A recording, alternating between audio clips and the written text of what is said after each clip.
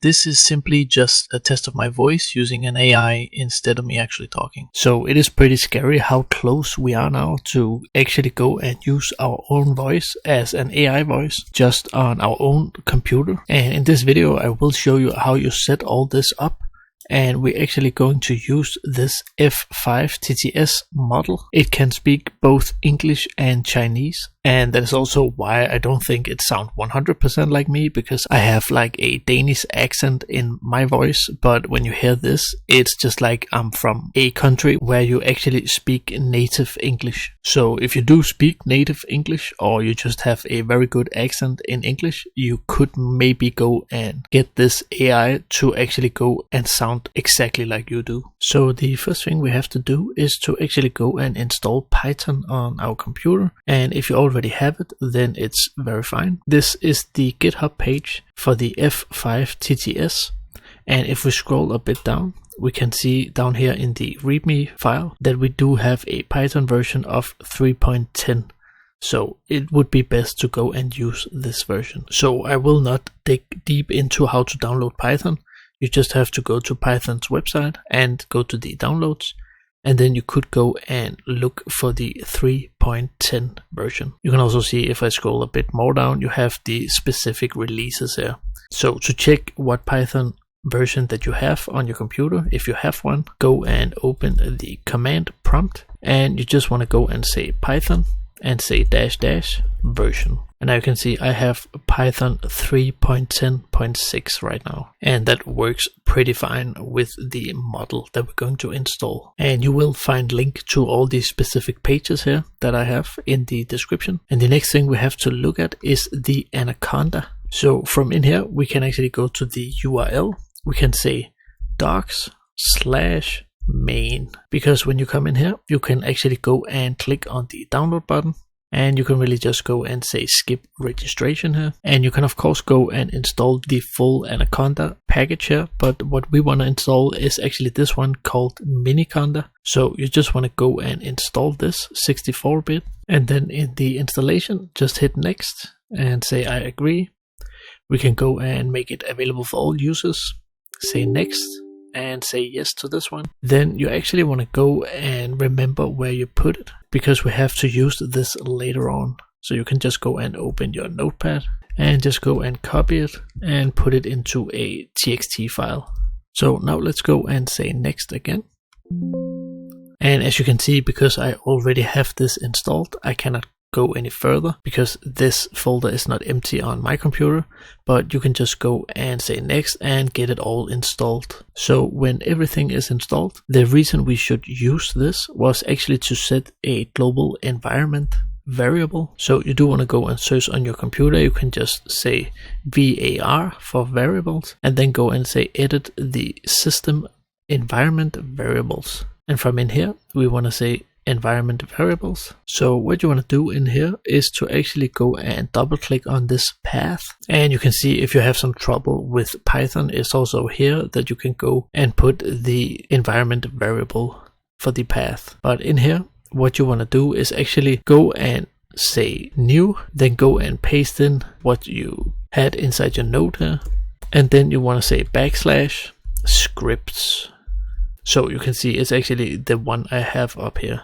So I don't want to go and do this, but if you do it, you just have to go and say okay, okay, and okay. So I'll just go and remove it again and say okay, okay, and okay. And then we can go and close the notepad here. So one last thing you also need to have inside your computer is Git, because we have to go and clone this whole repository into your computer. So you need to go to git.scm.com. I will also put a link in the description, and just go and download it for Windows. So it should be pretty straightforward. Just download it, go to the 64-bit Windows setup, go and install this one. And once again, you can open a command prompt, say git --version, and then you can actually see if it is installed on your PC when you're done with the installation. So now when everything is set up, we need to go and create a folder that have to contain all these files. So I will just go to the desktop, and in my desktop here, I just want to go and create a new folder. and we could call it F5. So go and open the folder and click up here and say CMD to open a command prompt directly from this directory. So back on GitHub here, we have to go to this code and we can just go and clip out the URL here. So go and copy it, open our command prompt, and then we want to say git clone, and you can hit Ctrl+V to just paste it in and hit enter. So it's actually pretty fast, but there will be some thing we have to install later on that will take a couple of minutes depending on your internet connection. But since we created a new folder in here in our F5 that is called F5 TTS, we can go and say cd F5 TTS to actually enter the new folder that we get. You can also go back to your desktop and inside your F5 folder and see that you actually got the new folder here, and when you double click it, we are inside here where we can see the whole project. So back into GitHub here to the project, we can scroll down to the readme file, and you can see if we want to create a separate environment, then we can actually go and use conda and say create -n, the project name and the Python version. But before we do this, we do also need to go and install this PyTorch. So if you have an NVIDIA GPU like I have, you actually just need to go and take all this and go and copy it and then go and paste it into the folder that we just created, or that we actually just fetched from GitHub. So actually one thing that you have to check before you do this is your CUDA version that you have running on your GPU, because you actually need to have CUDA running on your computer before you can actually go and use this. And the fastest way to find out what version that you have is to go and open a new command and then say NVIDIA.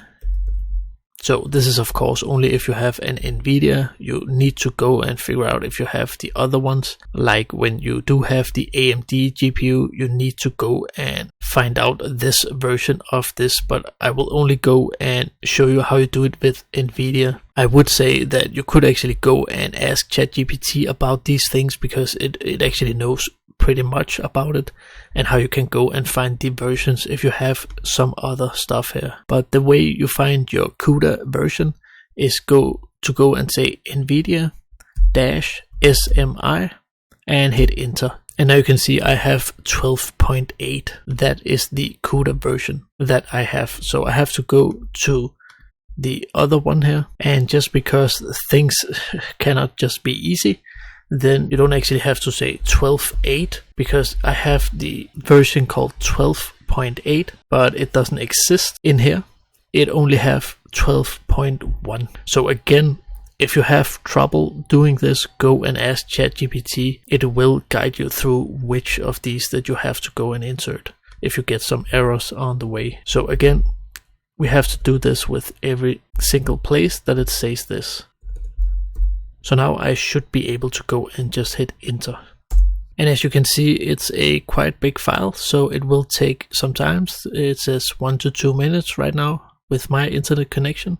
It might be a longer time on your PC, but I'll just let this run and let you know when it's finished. So now when that is installed, I know that there is an error here, but it actually don't do anything for the model that we're going to use. So once all this is installed, we can go back to GitHub and to the readme file here, where we can go and create this separate environment so that we don't go and use this globally, but only in the folder, so that we have like a local environment that we're just going to run this in. So we can go and copy this, conda create, just copy it and paste it in here.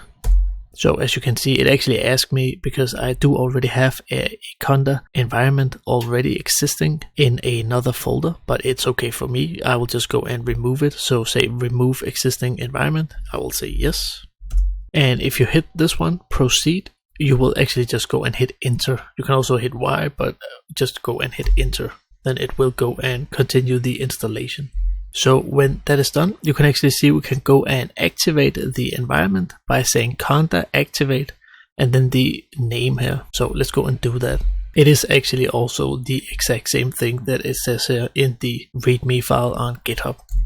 So if you just go back to the command prompt, you can just go and hit enter on this line. And now you can see when we set it active, we get these parentheses with this one because this environment is now running. So again, back on GitHub here, if you scroll a bit down, we can now go and use this Gradio app. So we do want to go and launch it. We can just go and copy this and insert it here. And when you run it the first time, I think you actually have something that is going to be downloaded and so on. But from there on, it should be pretty quickly to go and just open like this. Okay, so I actually get it is not recognized in the system, and it's of course because I did it the reverse way. You need to go and of course create the environment and then go and install everything. So when you are in the environment here, go and run this once again. So it should be a little bit quicker because you already downloaded these things. It will just go and use the cached version. So now when that is done, let's go and run the F5 TTS _ infer -gradio again. So if it says that it is not recognized, we actually need to go and do something more. We need to go and say pip install and then say -e and then dot, and then let's go and run this. So now once that is done, we can go and try it again to run this F5 TTS infer /gradio. So once that is done, we can go and see that we get a URL here. It is running on the local URL, which is just our local host, and then a port. So you can just go and hold Control and click on it. Then it will open in a new tab here. So to actually go and use this, you need a sample of your voice, or just the voice that you want to go and copy. So in my case, I will just go and put in a clip that I have of my own voice here. And just to show you that you can go and trim it, it actually only wants like 15 seconds of your voice. So if you click on the scissor here, you can go and drag it.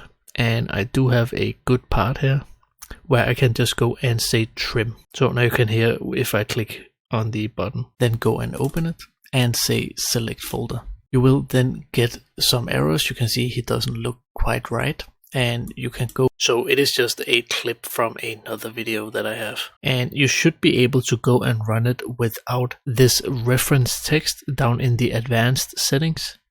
But it will be pretty good if you go and just insert it. So what you need to put in here is actually just the words that you say in the audio that you uploaded. So now I just paste it in the text here.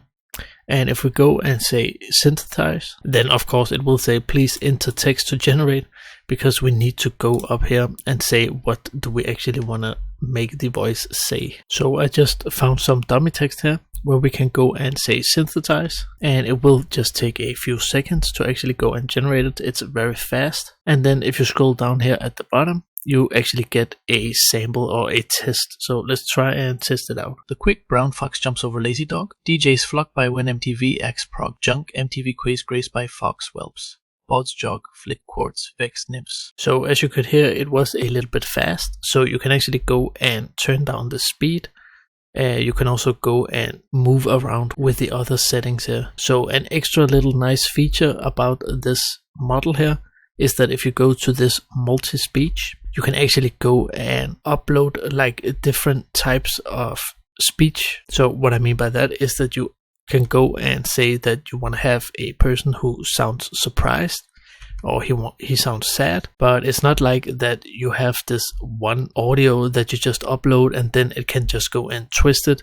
You need to have like that person being sad, go and upload that clip, say that that is the sad version, go and add a new speech type here, and then go and upload a new clip where he's maybe shouting, and then you can go and say shouting and upload the audio file where he shouts, and then you will be able to go down and generate the text with the different emotions that you insert here. There is also another model you can go and use, the E2 TTS. It's not quite as good as the F5, I think, but you can of course go up here and read about the different models. But yeah, that was actually it, how you go and install it and set it up, and now you can just go and use it. So thank you for watching, and go and have a nice day.